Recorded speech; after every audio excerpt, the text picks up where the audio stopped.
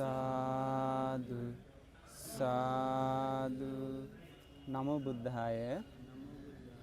हम लोग सबसे पहले यहाँ इस पवित्र वज्रासन पर बैठकर सभी दुखों से जो मुक्त हो गए उन तथागत भगवान बुद्ध को नमन करेंगे। हम बोलने के बाद बोलिए। जाएंगे सदा हम, जाएंगे सदा हम तथागत शरण में, तथागत शरण में। जाएंगे सदा हम, जाएंगे सदा हम धर्म की शरण में, धर्म की शरण में। जाएंगे सदा हम, जाएंगे सदा हम संघ की शरण में, संघ की शरण में। जाएंगे सदा हम, जाएंगे सदा हम मुक्ति की शरण में, मुक्ति की शरण में। लुम्बिनी की वन में, लुम्बिनी की वन में जन्म लेके आया, जन्म लेके आया। देखे दुख जन्म की, देखे दुख जन्म की, आंसू बहाया, आंसू बहाया। खोजने को मुक्ति, खोजने को मुक्ति, राजमहल भी चढ़ाया, राजमहल भी चढ़ाया। सिद्धार्थ गौतम सिद्धार्थ महाश्रमण बनाया, महाश्रमण बनाया। गए हैं जग जग में, जग जग में न कोई गुरु मिले हैं, कोई गुरु मिले हैं। न देवान ब्रह्मा, देवान ब्रह्मा रास्ता दिखाए, रास्ता दिखाए। अकेले अकेले ही अकेले जाना पड़ा है, जाना पड़ा है। 6 साल में कठोरे साल में कठोरे तपस्या किए हैं, तपस्या किए हैं। मिले अंत में तुमको, अंत में तुम निर्वाण की रास्ता, भगवान की रास्ता। गए पारमी बल से, पारमी बल से विमुक्ति की आस्था, मुक्ति की आस्था। गए दूर जब तक दूर जब तक न संसार बनाता, संसार बनाता। नए युग बने तुम, युग बने तुम तथागत हुआ था, तागत हुआ था। गया में निरंजन, में निरंजन नदी के किनारे, के किनारे बैठे हैं तथागत, तथागत। वैसाखी के दिन में, साकी के दिन में हिले बोधि पत्ते, बोधि पत्ते हवा गुनगुना के, गुनगुना के। जीते बुद्ध भगवान, बुद्ध भगवान मार से ना हरा के, सेना हरा के। मिले अंत में तुमको, अंत में तुमको निर्वाण की रास्ता जाएंगे सदा हम, तुम्हें शरण बना के बचेंगे कुमार्गों से, ज्ञान ही बढ़ा के रचेंगे मंदिर दिल की, श्रद्धा बना के पूजेंगे हम जीवन, तुम्हें शरण बना के, तुम ही है त्यागी, तुम ही है ज्ञानी, तुम ही लोकनाथे, तुम ही है तथागत, तुम ही मेव बुद्धा, तुम ही मेव भगवान, तुम ही सत्य नाम, सदा है प्रणाम, तुम ही मेव बुद्धा, तुम ही मेव भगवान, तुम ही सत्य नाम, सदा है प्रणाम। साधु साधु साधु। नमो बुद्धाय। हम लोग इस दुनिया में बहुत ही पुण्यवान हैं। हम लोग इस दुनिया में बहुत भाग्यवान हैं। हम लोग इस दुनिया में बहुत ही आश्चर्य पुण्य का भागी बन गया है। देखिए, तथागत भगवान बुद्ध ने बताया, इस दुनिया में तथागत भगवान बुद्ध की जन्म होना बहुत ही दुर्लभ है, अतिशय दुर्लभ है। तथागत भगवान बुद्ध की धर्म हर जगह सुनाई देना भी अतिशय दुर्लभ है। हर जगह भगवान बुद्ध की धर्म सुनने में नहीं आता है। हर जगह अधर्म ही फैलते रहता है। तो उससे भी ज़्यादा दुर्लभ है अगर कोई भी व्यक्ति तथागत भगवान बुद्ध के प्रति श्रद्धा बना के उनकी शरण में आ गया, तो तथागत की धर्म प्रयास करेगा तो वो अतिशय दुर्लभ कारण है। इसलिए आप लोग याद रखिए, इस दुनिया में बहुत पुण्यवान लोगों में से आप लोग हैं। देखिए, अभी हम लोग कहाँ बैठे हैं? वज्रासन धरती पर। ये है बोध गया वज्रासन भूमि। ये वज्रासन भूमि बहुत ही आश्चर्य है। इस वज्रासन भूमि में बहुत आश्चर्य कुछ हो गया है। एक महान पुरुष था। वो महान पुरुष 1 लाख कल्प तक बहुत प्रयास किया। आप लोग जानते हैं कल्प मतलब क्या है? नहीं है ना? तो हम बता देंगे। एक कल्प मतलब तथागत भगवान बुद्ध बताया, एक पत्थर है। कितना किलोमीटर लंबा? नहीं जानते ना? सुनिए, 7 किलोमीटर लंबा, 7 किलोमीटर चौड़ाई, एक बहुत बड़ा पत्थर है, काला पत्थर। तो ये काला पत्थर कितना बड़ा है? अंत दिखता नहीं है ना?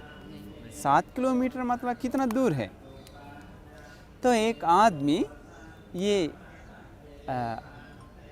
पत्थर के ऊपर चढ़ गया। चढ़कर एक मुलायम रुमाल लिया। रुमाल ले करके उसी पत्थर को पोंछ देता है। 100 साल में एक बार, 100 साल में एक बार। तो तथागत भगवान बुद्ध ने पूछा, वो पत्थर पहुँचने के कारण जमीन तक खत्म होने के लिए कितना समय लगेगा? कितना समय लगेगा? सोच भी नहीं सकता है ना। करोड़ों साल जाने के बाद इतना खत्म हो जाएगा, लेकिन वो पत्थर जमीन तक खत्म होने के लिए सोच भी नहीं सकता है, उससे भी ज़्यादा समय लग जाता है। तथागत भगवान बुद्ध ने बताया, जितना समय वो पत्थर जमीन तक खत्म करने के लिए लगता है, उससे भी ज़्यादा समय लगता है एक कल्प के लिए। अभी आपको मालूम हो गया है ना, कल्प मतलब कितना लंबा समय है। और एक उदाहरण बताया, गंगा नदी शुरू होता है ना, गंगोत्री, गंगोत्री से लेकर के जहाँ समुद्र में गिर जाता है, कहाँ पे? बंगाल में है ना। वहाँ तक गंगा नदी में सारे बालू गिनने के लिए कितना समय लगेगा? हर एक बालू गिनने के लिए, अंदर तक बालू निकाल के गिनने के लिए कितना समय लगेगा? सोच भी नहीं सकता है ना। उससे भी ज़्यादा समय लगता है एक कल्प के लिए। तो हम आपको एक आश्चर्य बात अभी बताने वाले हैं। क्या है? हमारे गुरु तथागत भगवान बुद्ध जी ऐसा लाख कल्प मेहनत किया संबुद्धत्व को प्राप्त करने के लिए, यहाँ पर बैठकर विमुक्ति को प्राप्त करने के लिए वैसा 1 लाख कल्प प्रयास किया है। क्या ये आपको पहले पता था? नहीं, क्योंकि कल्याण मित्र संगत चाहिए मालूम होने के लिए। बहुत लोग सोचते भगवान बुद्ध एक आम आदमी है, राजा बनने वाला था, आगे आके बैठ गया, ज्ञान प्राप्त किया, उससे आगे कोई नहीं जानता है। बहुत लोग सोचते हैं भगवान बुद्ध जो ज्ञान प्राप्त किया, उसी ज्ञान, खाने के बारे में ज्ञान, पढ़ने के बारे में ज्ञान, वेद का ज्ञान, ऐसा छोटा मोटा चीज़ समझता है। आश्चर्य है, कोई नहीं जानता है भगवान बुद्ध कौन सी ज्ञान प्राप्त किया है हमारे ये वज्रासन मंदिर के पास। तो 1 लाख कल्प मतलब कल्प लाख से भी ज़्यादा उन्होंने प्रयास किया। ऐसा है तो एक कल्प में कितना बार जन्म लिए होंगे? करोड़ों से अधिक, अरबों से अधिक बार एक कल्प में जन्म लिए हैं। तो हर एक जन्म में उन्होंने क्या किया? क्रिकेट खेला, फुटबॉल खेला, तो क्या किया? खाना बनाया, दाल चटनी बनाया, तो क्या किया उन्होंने? गुण धर्म बढ़ाया। हर एक जन्म में गुण धर्म ही बढ़ाया है। तो सोचिए आप लोग इस जीवन में, हम एक उदाहरण बता देंगे, अभी से लेकर के 1 सप्ताह तक, 1 महीना तक मैत्री ध्यान सुबह शाम करेंगे तो आप सुंदर होगा कि नहीं? आपको मन शांति होगा कि नहीं? आपका प्रज्ञा बढ़ता है कि नहीं? बढ़ता है 1 महीना में। तो जीवन भर करेंगे तो कितना आपका प्रज्ञा बढ़ जाएगा। वैसा गुण धर्म तथागत भगवान बुद्ध 1 लाख कल्प का प्रयास किया है, तो उनका प्रज्ञा कैसा होगा? 1-2 दिन का प्रयास नहीं है ये। इसलिए कहा है तथागत लोगों का जन्म लेना असंभव है। नहीं होता है भगवान बुद्ध की जन्म, जल्दी नहीं होता है। अब देखिए हम आपको बताया 1 कल्प कितना लंबा है, सोच भी नहीं सकते उतना लंबा है ना। तो तथागत भगवान बुद्ध बताए हैं अंतिम 100 कल्प में, अभी 100 कल्प बीत गया है, 100 कल्प में सिर्फ 7 भगवान बुद्ध की जन्म हुआ। 100 कल्प में सिर्फ 7 भगवान बुद्ध की जन्म हुआ। इसका मतलब क्या है? भगवान बुद्ध की जन्म होना असंभव है, जल्दी होता नहीं है। इसलिए बुद्ध शासन को मुलाकात होना असंभव है। अगर कोई भी बुद्ध शासन के साथ मिल गया तो वो आश्चर्य बात है। जल्दी बुद्ध शासन किसी को नहीं मिलता है। गलत रास्ता, अंधविश्वास हमेशा, हर जगह, हर पल, निरंतर प्राप्त हो जाता है। लेकिन बुद्ध शासन, तथागत भगवान बुद्ध की पवित्र रास्ता मुश्किल से 1-2 आदमी को मिल जाता है करोड़ों में से। तो आपको ये तथागत भगवान बुद्ध की रास्ता मुलाकात हो गया तो आप इस दुनिया में बहुत ही पुण्यवान हैं, आप इस दुनिया में बहुत ही भाग्यवान हैं। ऐसे है कि नहीं, है ना? आलसी होता है भगवान बुद्ध के प्रति श्रद्धावान नहीं है तो। भगवान बुद्ध के प्रति श्रद्धा है तो वीर्यवान बन जाता है। इसका मतलब भगवान बुद्ध के प्रति श्रद्धावान लोग इस दुनिया में जो नामुमकिन है वो चीज़ को मुमकिन करके दिखाते हैं। पूरा दुनिया झुकनी मार मार के सोते सोते रहते समय भगवान बुद्ध के रास्ता पे आए हुए लोग खुशी मन से, प्रसन्न मन से, फूल खिला हुआ जैसा खूबसूरत मन से दिन भर बिताते हैं। उसी प्रकार दुनिया बदल जाता है भगवान बुद्ध की श्रद्धा से, भगवान बुद्ध के प्रति श्रद्धा से। तो याद रखिए एक बात, उन तथागत 1 लाख कल्प तक क्या किया होगा? गुण धर्म बढ़ा दिया है। गुण धर्म क्या है? उसी गुण धर्म को एक नाम हम लोग बताते हैं।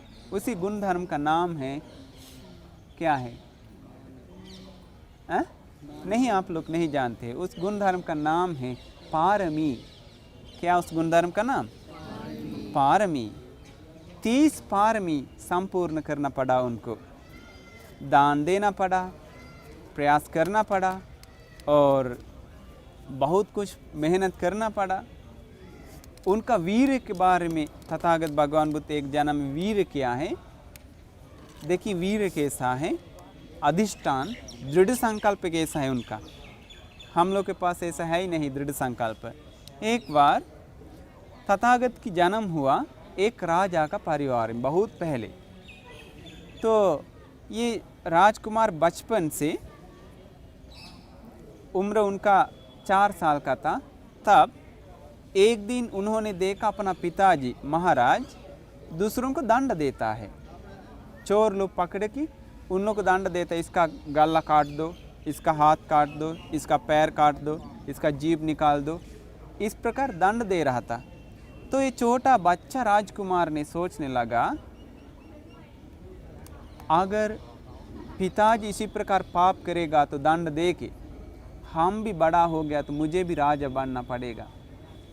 तो ऐसा है तो मुझे भी ऐसा पाप करना पड़ेगा। तो उससे अच्छा है हम राजा नहीं बनेंगे।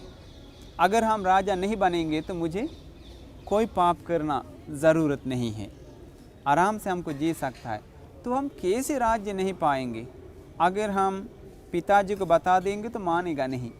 एकलौता बेटा मैं हूँ, युवराज मैं हूँ, ज़रूर मुझे राजा तो बनना ही पड़ेगा। इसीलिए आज से मैं लंगड़ा जैसा, बहिरा जैसा, लूला जैसा और अंधा जैसा हम आज से रहेंगे, अपाहिज जैसा आज से हम रहेंगे। इसी प्रकार वो दृढ़ संकल्प लिया। कौन? 4 साल का युवराज। 4 साल का मतलब छोटा बच्चा है ना। देखिए हम लोग को और उनका फ़र्क कितना है, कैसा है। तो क्या हुआ, एक दिन युवराज खाना छोड़ दिया।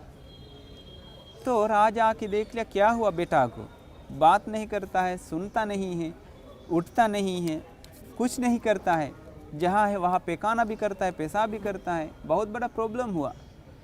तो राजा ने वैद्य लोगों को बुला के चेकिंग करवाया। वैद्य लोग चेक करके बताया महाराज कोई भी बीमार नहीं है, अंदर बच्चा को कोई तकलीफ नहीं है। महाराज ये हमें समझ में नहीं आता है कि ये युवराज ऐसा क्यों करते हैं, ऐसा करने का कारण क्या है, हमें समझ में नहीं आता है। इसके बाद भगवान बुद्ध ने बताया, इसके बाद वो युवराज और दृढ़ संकल्प लिया। तो महाराज और अच्छा डॉक्टर लोग को बुला के चेकिंग करवाया। अंत में एक वैद्य जी ने बताया महाराज, हमें लगता है ये युवराज झूठ मूठ ये काम करता है। इसके बाद डॉक्टर लोग का कहना मानकर महाराज ने क्या किया, युवराज को डरा दिया, युवराज को अलग अलग प्रकार के कष्ट दिया। एक बार पूरा रूम जला दिया। ये देखकर कि युवराज भाग सकता है, भाग गया तो सारे झूठ पकड़ा सकता है, लेकिन जलते समय युवराज आराम से ऐसे बैठ के रहते थे, थोड़ा भी इधर उधर देखे नहीं, तुरंत जाके लोग बचाया उनको। इसके बाद खतरनाक शेर सामने डाल दिया, तब युवराज ऐसे ही था राजकुमार। खतरनाक सांप शरीर में डाल दिया, शरीर में सांप जाते समय ऐसे ही था, थोड़ा भी हिला नहीं। इसके बाद वो युवराज को खतरनाक शब्द डाल दिया, डरावना शब्द निकाल दिया। उस समय में भी उन महान युवराज एकदम चुपचाप था। इसके बाद उन युवराज को ले गया पहाड़ के ऊपर ले जाकर धकेल दिया नीचे, अच्छा से प्लानिंग बना के, युवराज को पता नहीं है, ऐसे करके राजा ऊपर से ढकेल दिया नीचे। नीचे गिरते समय ऐसे ही गिर गया है, बचने के लिए कुछ संज्ञा नहीं किया, आवाज़ नहीं दिया। इसके बाद युवराज को इसी प्रकार बार बार चेकिंग किया, लेकिन अंत में सभी लोगों को समझ में आ गया असलियत में ये तो अपाहिज हैं, असलियत में ये बात नहीं कर पाता है, सुन नहीं पाता है, ये अपाहिज बच्चा से हम लोग को कोई मतलब नहीं है। इसीलिए प्रधानमंत्री को बुला के बताया, मंत्री इसको लेके जाओ, ले जाके जिंदा गाड़ दो, ऐसा बच्चा कहीं रहना भी अच्छा नहीं, मुझे बदनाम हो सकता है। ऐसे करके और बच्चा को ले गया गाड़ने के लिए। ले जाते समय बच्चा बात किया। आप लोग जानते हैं एक बात, बच्चा का उम्र 16 होने तक, यानी कि जवान होने तक बच्चा को चेकिंग किया, परीक्षा किया। हर एक परीक्षा से, एक साल में एक परीक्षा लिया है, रोज परीक्षा लिया 16 साल तक। तो सोचिए कौन उसी प्रकार दृढ़ संकल्प, दृढ़ अधिष्ठान लेकर के दृढ़तापूर्वक कौन रह सकता है? आप रह सकते हैं? कम से कम आपको आधा घंटा बैठना मुश्किल हो जाता है ना, आधा घंटा बैठ गया तो झुकने आ जाता है। लेकिन देखिए बोधिसत्व की दृढ़ संकल्प कैसा है। अंत में वो मंत्री को बुलाया, मंत्री मेरे दोस्त ये सब छोड़ दो, हमको बात कर सकता है, सुन सकता है, ये राज्य हम करेंगे तो मुझे मारना पड़ेगा, पीटना पड़ेगा, दंड देना पड़ेगा, ऐसा पाप मैं नहीं करना चाहता हूँ, मेरा रास्ता अलग है, इसलिए सब छोड़ दो, अभी हम हिमालय में जाएंगे ध्यान समाधि के लिए। ऐसे बोलकर वो राजकुमार सब कुछ त्याग करके हिमालय में जा कर के ध्यान कर तपस्या करने लगा। देखिए तथागत भगवान बुद्ध की एक जीवन है, वो अरबों जीवन से एक जीवन, हर एक जीवन वैसे उन्होंने बिताया, दृढ़ संकल्प लेकर के अपना जान जाएगा तब भी पाप नहीं किया, धर्म की रास्ता ही अपनाया संबुद्धत्व के लिए। तो हम आपको अगली बार उपदेश से बता देंगे और उन्होंने संबुद्धत्व के लिए क्या किया, इस वज्रासन के पास निर्वाण को प्राप्त करने के लिए उन्होंने और क्या क्या किया, कैसे मेहनत किया, कैसे प्रयास किया, आप लोग सुन लीजिए।